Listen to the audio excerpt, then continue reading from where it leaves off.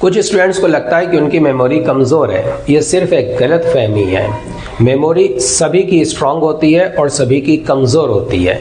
आपकी memory strong है या कमज़ोर है, ये डिपेंड करता है उस सब्जेक्ट मैटर पर जो आप याद करना चाहते हैं और इस बात पर कि आप उसे किस तरीके से याद करते हैं। अगर आपको इस बात पे बहुत स्ट्रांग डाउट है कि आपकी मेमोरी स्ट्रांग है या नहीं, तो मैं आपको एक एग्जांपल देता हूं सिंपल सा, उससे आपको एकदम कंफर्म हो जाएगा कि वाकई में आपकी मेमोरी बहुत स्ट्रांग है। आप जरा ये सोचिए कि आप गाना सुनते हैं तो गाना आपको बहुत जल्दी याद हो जाता है और बहुत अच्छे से याद हो जाता है। ऐसा भी होता है कि कई साल पहले आपने कोई गाना सुना हो और उसकी धुन अचानक से थोड़ी सी बजे कई साल के बाद, तो अचानक से वो आपको गाना बहुत अच्छे से याद आ जाता है।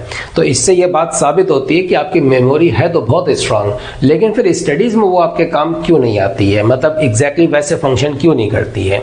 एक्चुअली कोई भी चीज आप कितना अच्छे से याद रख पाएंगे या नहीं रख पाएंगे, ये दो बातों पर डिपेंड करता है। एक तो वो चीज क्या है, वो कंटेंट क्या है, वो सब्जेक्ट मैटर क्या है, और उसको याद करने का आपका तरीका क्या है। कोई भी एक तरीका याद करने का ऐसा नहीं होता है जो हर जगह पर काम कर सके।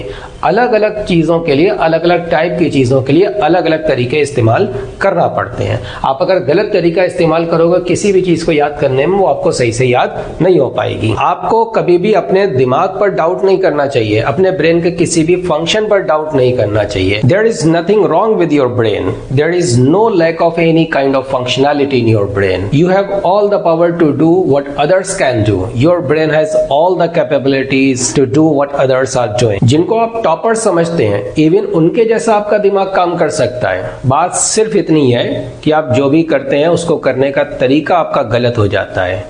सही तरीके से उसी काम को करेंगे तो आपको पॉजिटिव रिजल्ट मिलेंगे, सही रिजल्ट्स मिलेंगे। यही केस मेमोरी का भी है। अगर आप चीजों को भूल जाते हैं तो ये कोई बड़ी बात नहीं है। टॉपर्स के साथ भी ये सब होता है। दुनिया के सबसे ज्यादा इंटेलिजेंट लोगों के साथ भी यही होता है। ये तो ह्यूमन ब्रेन का नेचुरल फंक्शन है, ये तो सबके साथ होता है। तो बात सिर्फ इतनी है कि जो चीजें आपकी स्टडीज के लिए इंपॉर्टेंट हैं वो आपको याद रहना चाहिए, और उनको याद रखने के आसान से तरीके होते हैं। उन तरीकों में एक सबसे इंपॉर्टेंट तरीका यह है कि आपको अच्छे से रिवीजन करना चाहिए, बाकायदा शेड्यूल के साथ रिवीजन करना चाहिए, बहुत अच्छे से चीज़ों को रिवाइज करना चाहिए, ज़्यादा अमाउंट में, ज़्यादा बार रिवाइज करना चाहिए।